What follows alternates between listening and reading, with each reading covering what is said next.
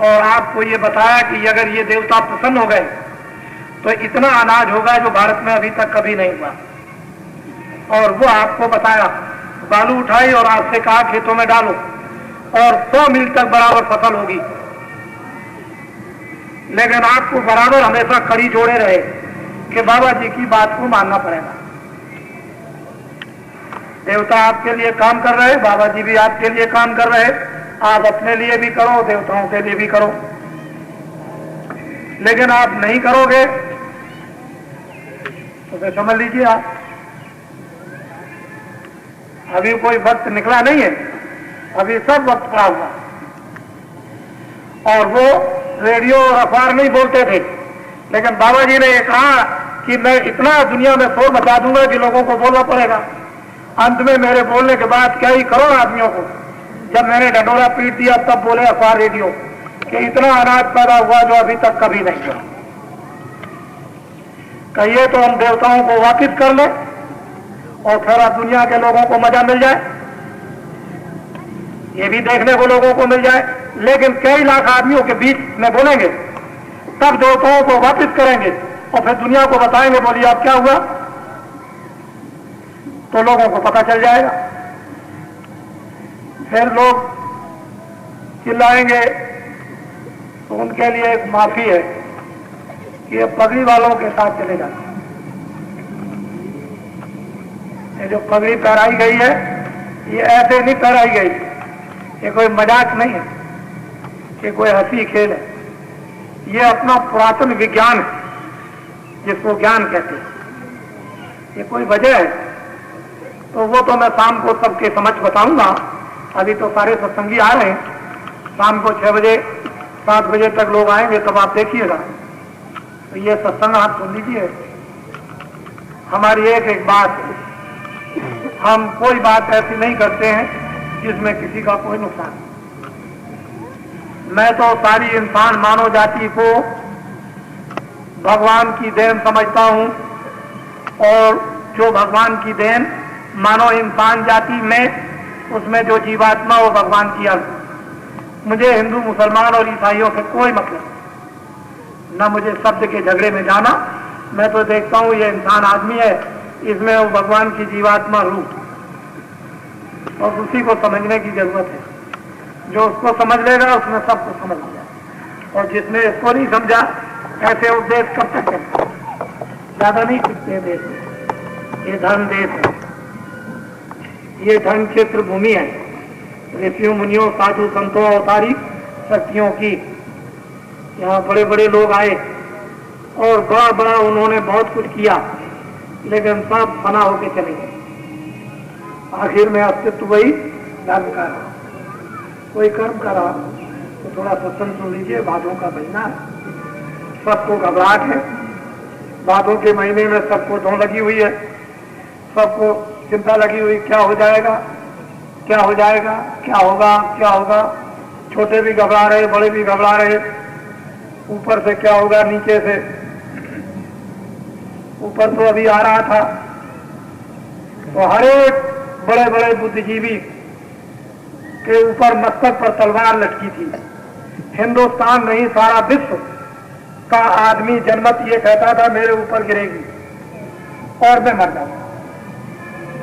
बाबा जी क्या होगा, हमने कि तुम घबराओ नहीं, हमारे देवता पहरा दे रहे, बस इतनी बात उसी में समझ लो, और हम कुछ नहीं कहना चाहते हैं, बस इसी में आप सबको समझ लो। तो ये बुद्धिजीवियों की बुद्धता काम नहीं करती। वो जो हजारों अभी आकाश में घूम रहे, उनके जब तार बिगड़ेंगे तो वो सब के सब जमीन पर गिरेंगे। तब आप क्या करेंगे, फिर कहेंगे बाबा जी अब ये क्या कीजिए, अब तो बचाइए, कम अकल तो तब ठीक होगी। अभी तो अकल में एक झटका लगा, उसी में सब लोग घबरा गए। चले बाबा जी क्या होगा, अब तो बच गया। तो ये तो भगवान का खेल है। कृष्ण ने आपको दिखाया, राम ने आपको दिखाया, सतयुग के अंत में आपको देखने को मिला। बीच बीच में बहुत से तमाशे हुए, वो देखने को इतिहासों में मिले और अब भी मिलेगा। और ऐसा परिवर्तन होगा, बच्चा जो अभी तक तुम्हारे स्वप्न में नहीं आया, वो तो मैं बताना नहीं चाहता हूं, नहीं तुम्हारी दम निकल जाएगी। बोलो। तीन ताप कहते महापुरुष, तीन ताप जुड़ी, ताप बुखार, तीन ताप का बड़ा बुखार, एक तो अभी का, पीछे का और आगे का, ये तीन तापे हैं। इनका ऐसा बुखार लोगों को चढ़ा हुआ है कि चिल्ला रहे। तो लगी है, घबराहट तो है, क्या हो जाएगा न मालूम क्या होगा। बोलो।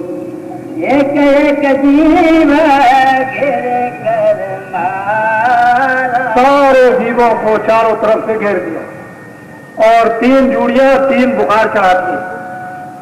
अब उसमें सब के सब चिल्ला रहे। रास्ता तो कोई बेचारों को मिलता नहीं, कौन इनको समझाएगा, कौन इनको बताएगा, कुछ हाहाकार मचा। अरे कुछ अपने अपने ऊपर भी विश्वास करो, कुछ महात्मा पर विश्वास करो, कुछ धर्म पुस्तकों पर विश्वास करो, कुछ भगवान पर विश्वास करो। सबका विश्वास खो दिया, अपना भी गया, पुस्तकों का भी गया, महात्माओं का भी गया, भगवान का भी गया, और माया के पीछे पड़े हुए हो तो तीन बुखार लग गए।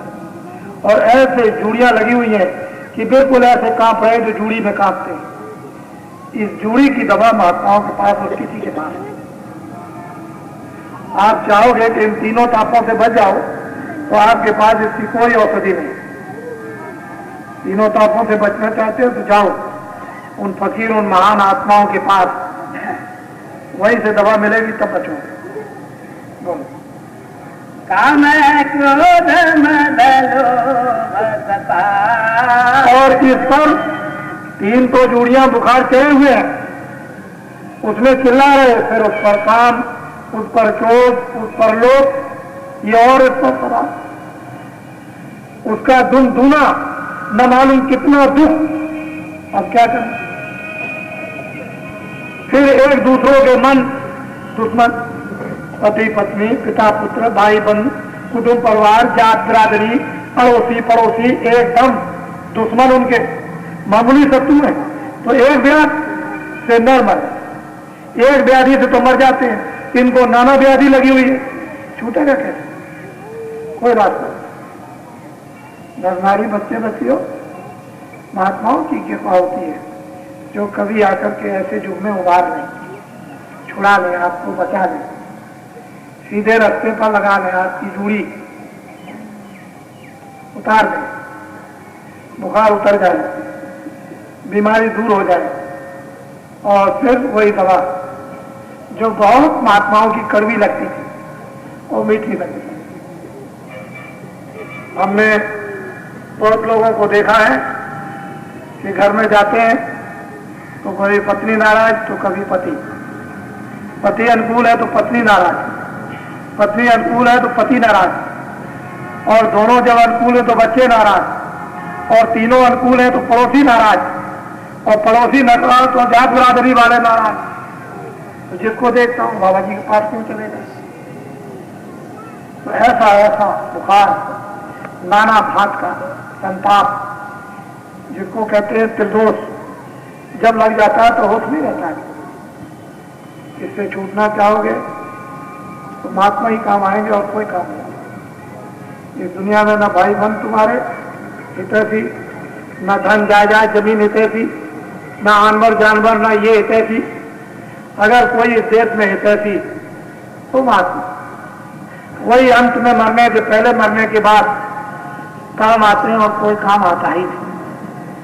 इसलिए जो चीज दे दे उसको ले लो, और वही काम आएगी, और कोई चीज काम नहीं आती। तो इस तरह से हम चारों तरफ से घेर लिए गए हैं। निक्सन की कोई रास्ता निकलने का नहीं, उसमें जल दिन और रात मरे, नींद भी नहीं आती है, दिन में चैन अमन से बैठ भी नहीं सकते हो, ऐसी विपदाएं चारों तरफ से इन तीनों जूरी तापों ने घेर दी। और ये दैनिक दशा आपके सामने। हाँ तो काम क्रोध मदलो बसतावे, माया ममता लगा। और माया ममता ने, ममता क्या है? माया, उस ममता रूपी माया ने आग लगा दी। जल रहा है सारा बदन जिंदा होते हुए। मरने पर तो शरीर जलेगा ही, लेकिन जिंदगी में जल रहा है।